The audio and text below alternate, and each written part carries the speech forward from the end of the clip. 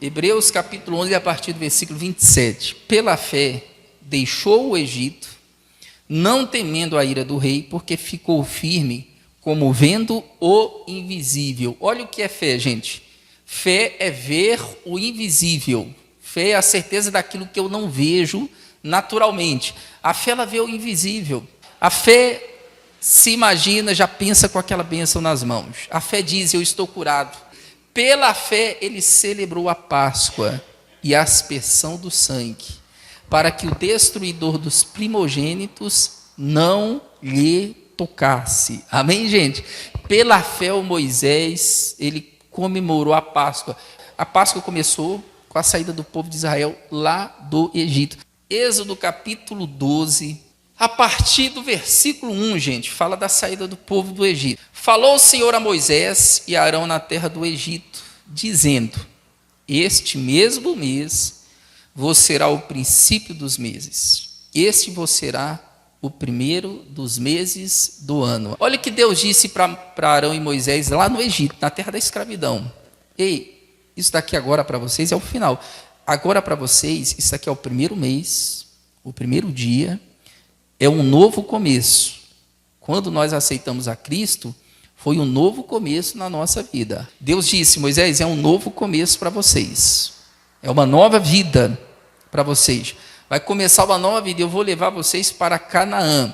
Deus tirou o povo do Egito, mas o Egito não saiu daquele povo, gente. Eles continuavam com aquela mente de escravos. Não sei se você conhece cristão assim, pensa pequeno, pensa só em religião, legalismo, e Deus tem muito mais para nós. Os pensamentos de Deus são mais altos do que os nossos pensamentos, os caminhos de Deus são mais altos do que os nossos caminhos. Olha, vai começar tudo, tá bom, Moisés e Arão? É um novo começo. E eu conheço pessoas que tinham tudo para ser um fracasso, e Deus deu um novo começo para elas, um novo casamento, uma nova vida, depois de uma doença. Deus deu uma nova vida para a pessoa. Eu lembro de mim antes de infartar, eu era uma coisa. Depois que infartei, Deus me deu uma nova vida, em dobro. O que eu não fazia, eu faço agora. O que eu não desfrutava, eu desfruto, porque Deus me deu uma nova vida. Então, Moisés, vai ser um novo começo. Nunca é o fim para Deus, gente. Um novo começo. Depois de muitos anos de escravidão, acabou. Agora é um novo começo para vocês. Falai a congregação, falai a toda a congregação de Israel, dizendo: aos 10 deste mês, tome cada um para si um cordeiro, segundo as casas dos pais. Um cordeiro para cada casa. Moisés, pega um cordeiro. Quem é o cordeiro de Deus que tira o pecado do mundo? Jesus Cristo. É ou não é, gente? Foi ele que nos tirou da escravidão. O povo de Israel ele era escravo no Egito. Deus tirou eles do Egito.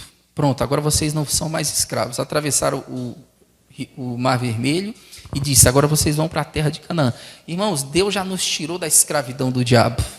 Eu não sou mais escravo do diabo. O Satanás, ele está debaixo dos meus pés. A Bíblia diz assim que Deus nos tirou da potestade das trevas para o reino do Filho do seu amor. Antes de aceitar Cristo, eu estava nas trevas. O diabo era o meu senhor, eu era escravo dele. O escravo, a Bíblia, irmãos, o escravo ele não tem querer, ele só obedece o seu senhor. É igual pessoas presas nos vícios. Elas não querem estar presas, mas elas são escravas. O escravo não tem querer. Então Deus me tirou da escravidão do Egito, eu aceitei Cristo, Deus me tirou da escravidão, agora eu estou no reino do Filho do seu amor, e nesse reino, Satanás ele não manda. Então você não é mais escravo, gente. Você não é mais escravo do diabo. Então não haja como escravo. Você é rei e sacerdote. Então você deve agir aqui nessa terra como rei e sacerdote que você é. Você não é coitado, você não é vítima da sociedade. Eu e você somos mais do que vencedores. Diga glórias a Deus, gente. Não ande como derrotado. Você é rei e sacerdote. Não ande como coitado, coitadinho de mim. Oh, meu Deus, como sou sofredor. Não, nós somos reis e sacerdotes. Deus me tirou da escravidão do diabo. Para quê? Para mim continuar sendo escravo na minha mente? Não, hoje eu sou rei e sacerdote. Eu sou mais do que vencedor em nome de Jesus. Deus tirou o povo do Egito e falou: vou levar vocês para Canaã. Canaã era uma terra próspera. Canaã, alguns pregadores dizem que Canaã representa os céus, a vida eterna. Claro que não, em Canaã tinha inimigos, tinha gigantes. No céu tem inimigo, gente? Claro que não, no céu não tem inimigo. Então Canaã não é o céu. Canaã é aqui na terra. Sabe o que é Canaã? Canaã, depois que Jesus morreu, ele trouxe o Canaã até nós, para nós desfrutarmos aqui na terra dos benefícios de Deus, que nós reinaremos aqui na terra, nós não vamos reinar nos céus. Ele disse assim, nós somos reis e sacerdotes e reinaremos aqui na terra. Eu não vou reinar no céu eu não vou precisar reinar, lá não vai ter doença, não vai ter problema, não vai ter demônio.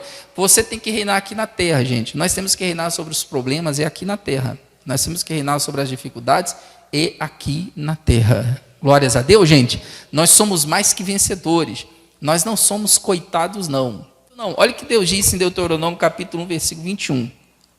Eis que o Senhor teu Deus te deu essa terra diante de ti, sobe possuía, como te falou o Senhor Deus de teus pais, não temas e não te assustes. Olha o que Deus disse para o povo de Israel, depois que eles saíram do Egito. Ei galera, subam, possuam a terra que eu dou para vocês, subam, vamos lá, sobe, possuam a terra que eu dou para vocês. Irmãos, eu e você, nós temos que tomar posse de tudo que Jesus conquistou para nós. Aleluia, gente. Jesus já conquistou Canaã. Canaã para nós é a nova aliança no sangue de Jesus Cristo. Irmãos, lá na cruz Jesus falou assim, olha, está consumado, está feito, está acabado. Agora, eu e você, nós temos que crer e tomar posse de tudo que é nosso em nome de Jesus Cristo. Em Canaã tinha tudo. Canaã, que terra próspera era Canaã, gente. Tinha tudo. Jesus nos deu tudo que diz respeito à vida e à piedade. Agora, eu e você temos que tomar posse em nome de Jesus Cristo. Tudo que diz respeito, a Bíblia diz, ele nos abençoou com quantas bênçãos? Todas as bênçãos espirituais nos lugares celestiais. Eu e você que temos que crer e tomar posse. Se creres, verás a glória de Deus. E se não creres, não verás a glória de Deus. Tudo é possível para aquele que crê. E se eu não creio? Tudo não é possível para mim. Então cada cristão tem que tomar posse. Olha o que Deus disse, subam. E a terra é de vocês, subam, possuam. Um dia Deus mandou 10 espias, 12, né? E 10 voltaram e falaram para Moisés, Moisés, a gente não vai conseguir não. Tem gigantes, nós não vamos conseguir entrar em Canaã não. Caleb e Josué falaram, fiquem quietos, nós vamos subir e vamos entrar em Canaã. Fiquem quietos. Caleb e Josué entraram em Canaã. E irmãos, aqui enquanto eu estou aqui na terra, eu quero Canaã para a minha vida, eu não quero o Egito não. Canaã, irmãos, representa a nova aliança, tudo que Jesus conquistou para nós. Canaã não representa o céu, porque em Canaã tem gigantes. Nós estamos aqui na terra e nós temos um inimigo. Qual é o nome dele? Satanás. Só que em Canaã o povo tinha que derrotar os inimigos. Nós não temos que derrotar o diabo já está derrotado e está debaixo dos nossos pés. Você não tem que mais que derrotar o diabo, você tem que crer, tem que orar, crer em Jesus e será salvo tu e a tua casa. Olha só um pouquinho da terra de Canaã para você. Deuteronômio capítulo 8, a partir do versículo 7. Porque o Senhor teu Deus te mete numa boa terra, terra de ribeiros, de águas, de fontes, de abismo, que saem dos vales e das montanhas, terra de trigo e cevada, vides, figueiras, romeiras, terra de oliveiras, abundante de azeite e mel. Olha o que Deus disse, eu vou colocar vocês numa terra boa. Lá vai ter figueiras, oliveiras. Irmãos, olha só o que Deus falou. Lá tem ribeiros, vai ter rios. Era uma terra fértil, Canaã. É uma terra fértil. Lá vai ter de tudo. Tudo que diz respeito à vida e à piedade, Jesus já nos deu. Nós é que temos que tomar posse. Depende de cada cristão tomar posse em nome de Jesus Cristo. Aleluia, gente. Terra em que comerá o pão sem escassez, e nada te faltará nela, terra cujas pedras são ferro, e cujos montes tu cavarás o cobre. Olha o que Deus disse, ei, você vai comer nessa terra o pão sem escassez, porque Jesus veio dar vida como, gente? Vida com abundância. Então Deus não quer que você tenha o principal, Deus quer que você tenha com abundância. Ele veio para trazer vida e vida com abundância.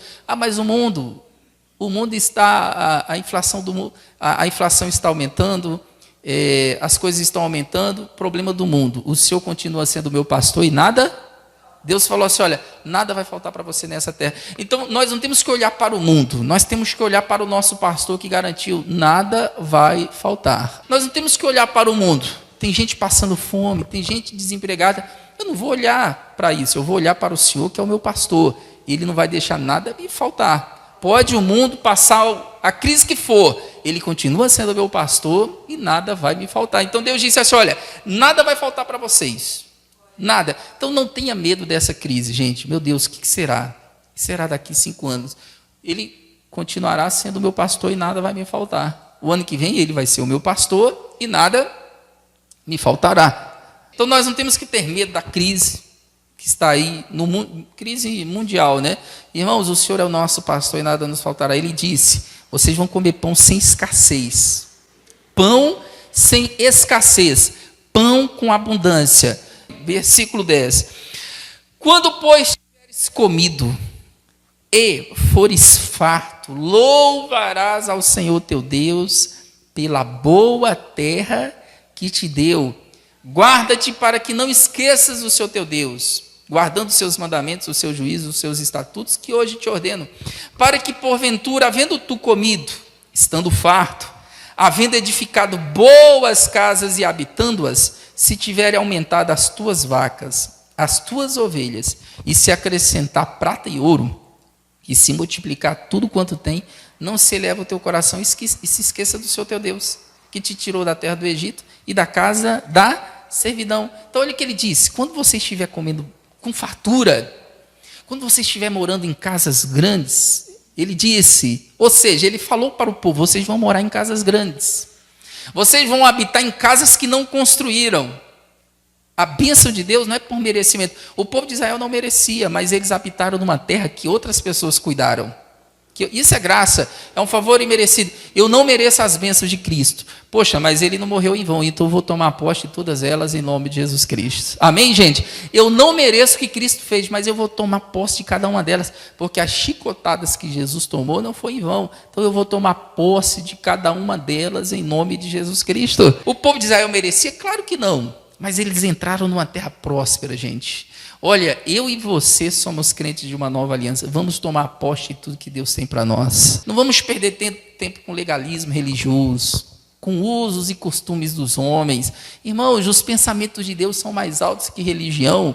Os pensamentos de Deus são mais altos que regras que os homens religiosos inventam aqui nessa terra. Deus falou assim, olha, entrem na terra. Deus só falou isso. Entrem, possuam a terra. Deus não falou, olha, se vocês jejuarem bastante, vocês vão entrar na terra. Olha, para entrar na terra tem que orar bastante. Não, Deus falou assim, subam, entrem na terra. E eles, infelizmente, não acreditaram, morreram no deserto. Só a próxima geração é que entrou na terra prometida. Irmãos, tomar posse das bênçãos de Deus é fácil, é só crer. Não tem que seguir várias regras religiosas. Não, eu tenho que jejuar bastante, eu tenho que ir no monte, eu tenho que fazer isso. Isso são coisas que os homens criaram. Se você lê os evangelhos, Mateus, Marcos, Lucas e João, Jesus curava as pessoas, o que ele dizia para as pessoas, gente? Tua fé te curou. Jesus não falava assim, você jejuou bastante? E aí, você está guardando as doutrinas da sua igreja? Você está orando bastante? Jesus não falava, ele dizia assim, olha, tua fé te curou. Ou eu estou enganado? As pessoas que Jesus curou eram obedientes? Claro que não, eram pecadores. Um dia Jesus curou um centurião. Jesus não falava assim, você está no pecado? Não, Jesus falava, tua fé te curou. Sim ou não, gente? Jesus falava, tua fé te curou. Depois a pessoa ia se converter, se ela quisesse. Mas primeiro, tua fé te curou. Nós é que complicamos. Tem que fazer isso, tem que fazer aquilo. Irmão, você só tem que crer, tomar posse, entrar na terra de Canaã, em nome de Jesus Cristo. Já tem tudo na terra de Canaã. Nós temos que entrar, tomar posse, desfrutar de tudo que é nosso, em nome de Jesus Cristo. E ele disse assim, olha, quando vocês entrarem na terra de Canaã, não se esqueçam, eu dei ela para vocês. Quando vocês estiverem habitando em casas grandes, com fartura, lembre-se, eu dei ela para vocês. Então, quando você estiver muito próspero, lembre-se, foi a graça de Deus que te abençoou. Não é porque você é uma pessoa muito inteligente. Não, foi a graça de Deus que te abençoou. Nós somos abençoados pela graça do nosso Senhor Jesus Cristo. Se você fosse abençoado porque é uma pessoa muito santa, você não recebeu uma bênção de Deus, porque você não é 100% perfeito. Você fica nervoso, fica ou não fica? Você fala o que não deve falar. Ninguém é perfeito, por isso que é pela graça, tá bom, gente? Não tem como se gloriar, porque ninguém merece. Nós acreditamos e tomamos posse em nome de Jesus Cristo. Deus disse: entrem, subam, possuam a terra. Irmãos, tome posse de tudo que é seu, em nome de Jesus Cristo. Tome posse, você é mais do que vencedor. Você é rei e sacerdote. E nós reinaremos aqui nessa terra, não lá no céu. Lá no céu não vai existir problema. Você tem que reinar aqui na terra através de nosso Senhor Jesus Cristo. Tá bom? Êxodo capítulo 12, a partir do versículo 4, Deus mandou escolher um cordeiro, né? E no versículo 4, mas se a família for pequena para um cordeiro, então tome um só com seu vizinho perto de sua casa, conforme o número das almas, conforme o comer de cada um, fareis a conta para o cordeiro. Olha o que Deus diz: pega um cordeiro. Se o cordeiro for grande para a família, olha só, o cordeiro Jesus é sempre suficiente para nós, gente. Ele falou: se o cordeiro for muito, reúne 2 famílias. Porque Jesus é mais do que o suficiente para nós. Aleluia, gente. Quando nós buscamos a justiça do reino dos céus, as outras coisas são acrescentadas a nós. Jesus, ele é mais do que suficiente para nós. 5. O cordeiro ou o cabrito será sem mácula, macho de 1 ano, o qual tomareis das ovelhas ou cabras. Será sem mácula. Mácula é mancha. O cordeiro, ele tinha que ser perfeito. Por isso que Jesus foi perfeito. A Bíblia diz que ele foi tentado em tudo, sem pecado, para hoje nos ajudar. O cordeiro tinha que ser perfeito, tá bom? Quando você pecava, você levava o cordeiro para o seu sacerdote, ele examinava o cordeiro. Não tem defeito nenhum. O cordeiro morria no seu lugar. Então, Moisés disse: olha, o cordeiro não pode ter defeito nenhum. Versículo 6, guardareis até o 14º dia deste mês. Todo o ajuntamento da congregação de Israel o sacrificará à tarde. Tomarão do sangue e pô-lo em ambas as ombreiras e na verga da porta, nas casas em que comerem. Moisés, mata o cordeiro, pega o cordeiro, o sangue dele, passa nas portas e nos umbrais das portas. Porque meia-noite o espírito da morte vai passar, e onde tem a marca do sangue do cordeiro, ele não vai entrar. Então, meia-noite o anjo da morte passou por cima das casas que tinham o sangue do cordeiro. Irmãos, eu e você temos o sangue de Jesus. O diabo, quando olha para mim, sabe o que ele vê? O sangue de Jesus Cristo. O diabo, quando olha para você, sabe o que ele vê? O sangue do nosso Senhor Jesus Cristo. Aleluia, gente. Nós temos a marca do cordeiro. Por isso que não tem como o cristão receber a marca da besta. Tem cristão que tem medo de receber a marca da besta. Eu já tenho a marca do cordeiro, você já tem a marca do cordeiro. É impossível você receber a marca da besta. Aleluia, gente. Quando o diabo olha para você, sabe o que ele vê? O sangue de Jesus Cristo. O sangue de Jesus. Nós somos blindados pelo sangue de Jesus. Olho grande não pega em nós, inveja não pega, macumba não pega em nós. Irmãos, você é coberto pelo sangue de Jesus Cristo. Por isso que nós não temos que ter medo de nada. Nós somos blindados. Moisés, passa o sangue. Aonde tinha o sangue, o espírito da morte olhava: aqui tem a marca do sangue, aqui eu não posso entrar. Aqui tem a marca do sangue, aqui eu não posso entrar. Assim é o diabo, ele olha para você, ele vê o corpo de Cristo, ele vê o sangue de Jesus na sua vida. Naquela noite comerão a carne assada no fogo, com pães asmos, com ervas amargosas comerão. Vamos parar aqui. Naquela noite, Moisés, vocês vão comer a carne assada no fogo. Por que a carne do cordeiro tinha que ser assada no fogo? Não poderia ser cozida. Porque o fogo representa o juízo de Deus que caiu sobre Jesus. Então, Moisés, vocês vão comer a carne assada no fogo. Moisés, vocês vão comer com pães asmos. Pães asmos é pão sem fermento. Por quê, irmãos? Tudo isso aqui representa Jesus. Pães asmos é pão sem fermento. Porque o fermento, ele representa o legalismo religioso. Uma vez Jesus falou assim, com relação aos religiosos. Jesus falou assim para os discípulos: olha, cuidado com o fermento dos fariseus. E os discípulos falaram: poxa, será que Jesus estava falando de pão?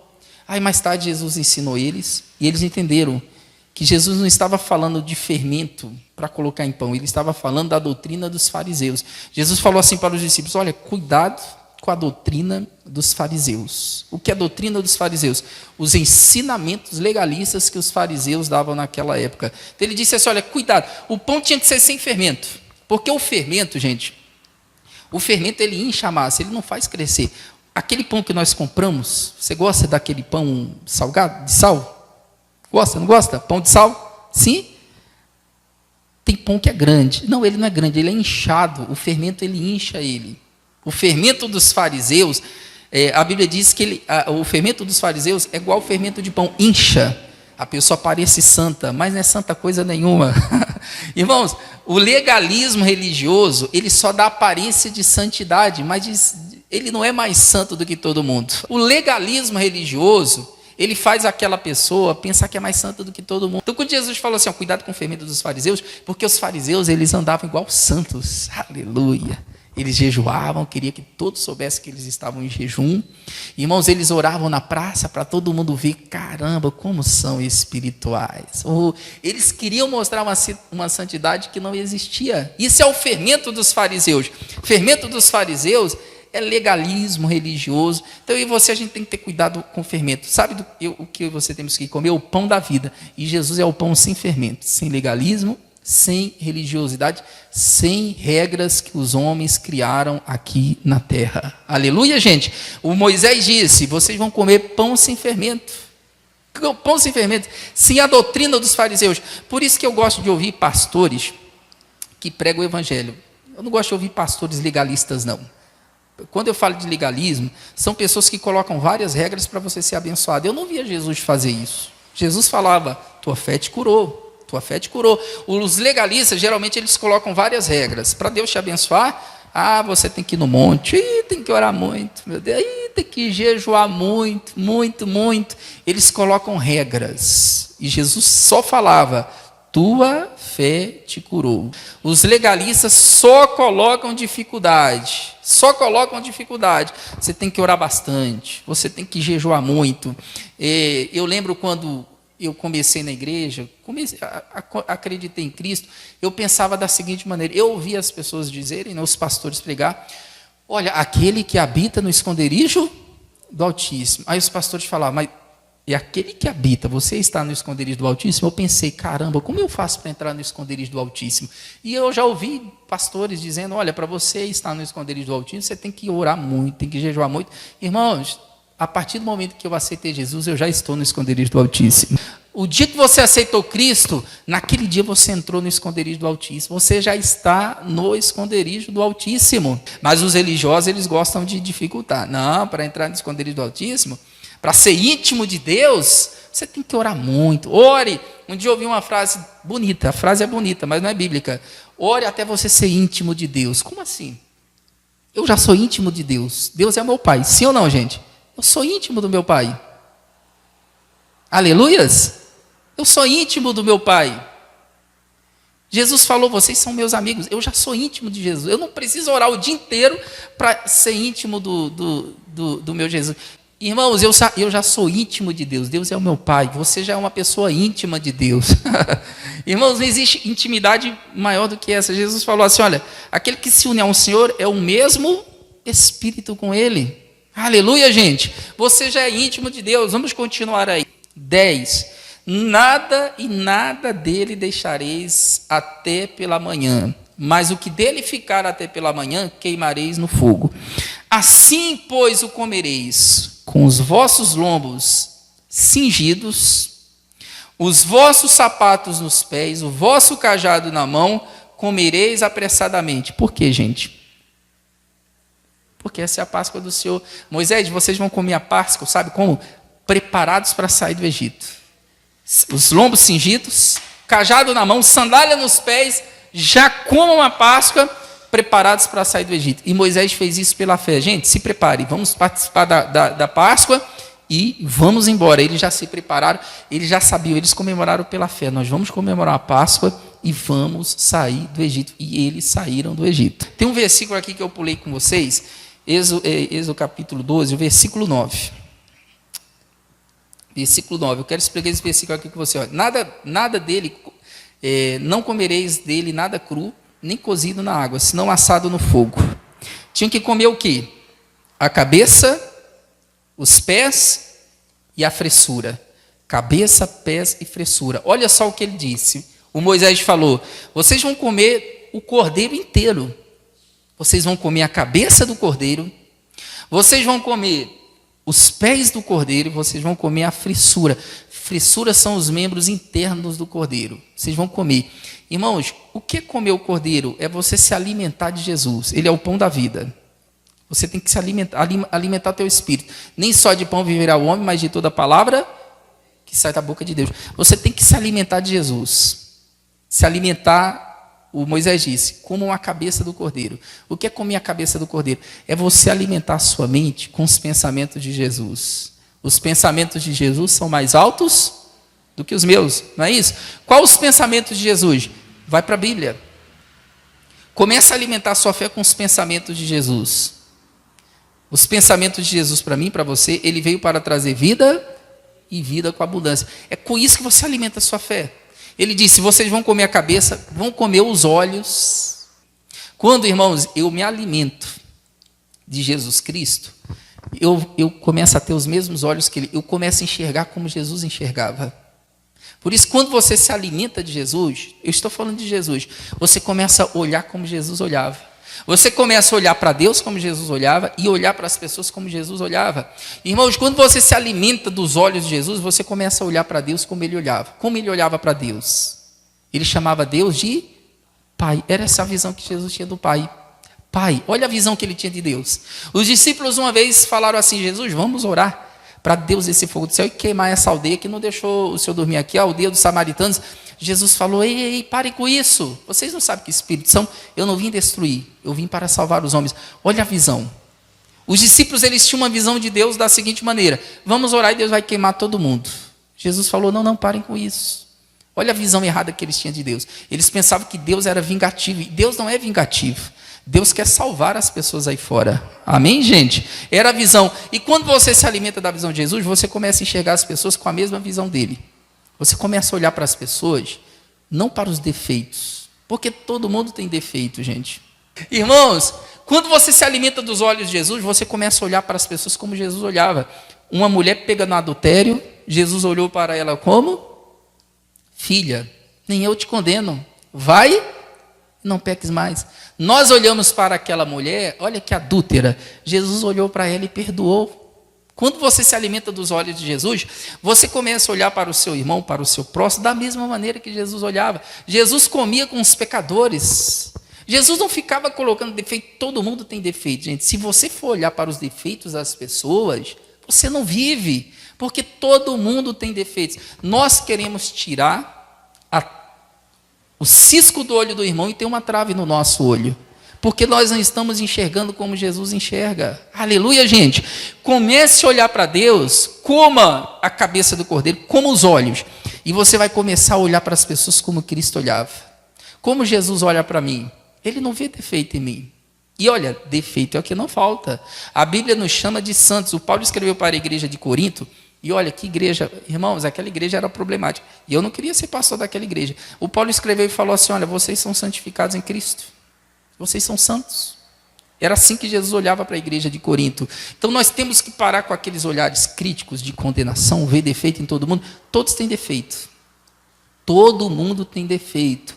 Mas, irmãos, pare de olhar para os defeitos das pessoas. Sabe por quê? Você vai morar no mesmo céu que ela. Amém, gente? Você vai morar no mesmo céu que aquele irmão.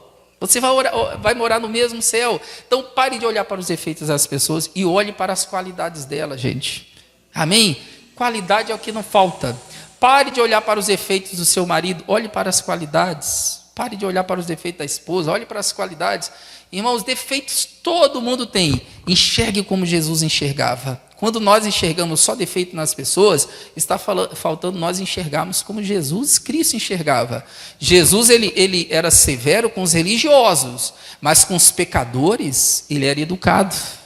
Ele era misericordioso. Ele comia com os pecadores. Ele disse: olha, quem precisa de médico são os doentes. Eu vim salvar os pecadores. Não vim chamar os justos, eu vim chamar os pecadores para o arrependimento. O Pedro era um cara nervosinho, cortou a orelha do soldado. É ou não é, gente? Talvez se fosse eu, um exemplo. Vamos supor que eu tenho um Pedro no meu ministério. Cara nervosinho. E o Pedro foi lá e cortou a orelha de alguém. Ô Pedro, sai do meu ministério. Pelo amor de Deus. Irmãos, Jesus conhecia Pedro, sabia do defeito dele, que ele era nervosinho. E mesmo assim, Jesus continuou com Pedro e fez dele um grande pregador. E se Jesus olhasse para o defeito do Pedro? Ah, Pedro é nervosinho. Jesus não olhou para o defeito dele, Jesus olhou para o potencial dele. E para os outros discípulos. Então, se Jesus olhasse para os nossos defeitos, ninguém entraria no reino dos céus. Obrigado, Jesus. O Senhor não olha para os meus defeitos. O Senhor, Ele olha para mim e vê o sangue dele na minha vida. Então, quando você se alimenta dos olhos do Cordeiro, você vai enxergar igual o Cordeiro. Tanto Deus como as pessoas. E você vai começar a parar de ver defeitos em todo mundo. E vai começar a enxergar qualidades. Tinha que comer a boca do Cordeiro. Quando você se alimenta das palavras de Jesus, você vai falar igual Ele. Você vai falar igual Jesus Cristo. Positivo. Você vai falar igual Jesus. Tua fé te curou. Tua fé te salvou. Você está perdoado. Quando eu me alimento das palavras de Jesus, eu começo a falar igual Ele. As pessoas que mais nos influenciam é aquelas que nós admiramos. Por exemplo, se você... Uma criança, né? Uma criança de 3, 4, 5 anos começa a falar palavrão. Ela está aprendendo com alguém. Ou programa de televisão, ou música, ela está aprendendo com alguém. Então, quando eu aprendo com Jesus, eu falo igual Jesus. Quando eu me alimento da boca do Cordeiro, eu começo a falar igual o Cordeiro. Diga glórias a Deus, gente. Então, se alimente de Jesus Cristo, se alimente da boca do Cordeiro, para falar igual Jesus, positivo. Falar com as pessoas como Jesus falava, tua fé te curou, você está perdoado. Será que é assim que a gente fala com as pessoas? Você está perdoado. Olha, não temas. Não temas, eu estou contigo, estarei com vocês. É assim que Jesus falava. Será que é assim que nós estamos falando? Nós temos que falar igual o Cordeiro. Nós temos que comer a cabeça do Cordeiro, Moisés disse, né? Se alimentar da mente de Jesus, dos pensamentos. Quando o diabo tentar colocar pensamento negativo na sua mente, fale para ele: eu tenho a mente de Cristo. Satanás, eu tenho a mente de Cristo. Aleluias. Para comer tudo, comer a cabeça, comer o ouvido do Cordeiro, para você ouvir como Jesus ouvia, ouvir a palavra de Deus, porque a fé vem pelo ouvir, e ouvir a palavra de Cristo. Se alimente do ouvido, ouça Jesus Cristo, e sua fé vai crescer. Como o Cordeiro, ele disse assim, olha, como as pernas do Cordeiro. Perna é aquilo que nos mantém de pé. Irmãos, se alimente de Jesus, é isso que vai manter você de pé, em nome de Jesus Cristo. A religião não mantém ninguém de pé.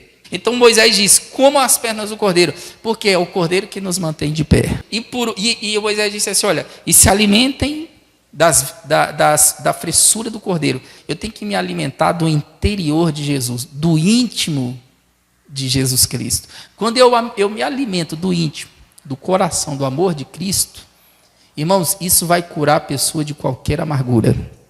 A pessoa amarga, sabe o que ela tem que fazer? Se alimentar do coração de Cristo. Eles tinham que comer o coração do Cordeiro. O que é comer o coração do Cordeiro? Eu vou te dar um exemplo. Quem era o apóstolo que Jesus mais amava? Na Bíblia. Quem? É uma pergunta ou uma resposta? É uma resposta? Acertou, é o João. Está lá na Bíblia. João era o discípulo que Jesus mais amava. Agora eu te pergunto, quem escreveu isso? João. Irmão, se você ler Mateus não escreveu que o João era o mais amado. Lucas não escreveu. Marcos não escreveu. Olha, o João era o mais amado. Quem escreveu? O João, ele se sentiu mais amado entre os apóstolos. É assim que você tem que se ver. O João se alimentava do coração de Jesus. O João disse, eu sou o apóstolo que... Cara de pau, né? Eu sou o apóstolo que Jesus mais amava. Mas está certo, João. Isso é se alimentar. Quando nós nos alimentamos do interior de Jesus Cristo, irmãos, a gente vai parar de ser uma pessoa amargurada, sabe? A gente vai parar de olhar defeito nos outros. E o amor de Cristo, ele nos cura. Tinha que comer o interior do Cordeiro, comer o coração do Cordeiro. Irmão, se alimente do mais íntimo de Jesus Cristo. E o mais íntimo dele, a vontade dele, A intimidade de Cristo está na Bíblia Sagrada. Coma o pão sem fermento. Não se alimente de legalismo religioso, usos e costumes. Tem que fazer muita coisa para Deus abençoar. Irmão, se alimenta só de uma coisa: do Senhor e Salvador Jesus Cristo. Amém, gente? Se alimente só de uma coisa: do Cordeiro. Não aceite religiosidade. A religiosidade é algo muito pequeno diante daquilo que Deus tem para nós, gente. Deus tem Canaã para nós. Olha, na nova aliança nós temos Canaã. Então não vamos perder tempo com o legalismo religioso, porque nós somos mais do que vencedores em nome de Jesus Cristo. Aleluias! Vamos aplaudir ele bem forte, gente. Palmas para ele.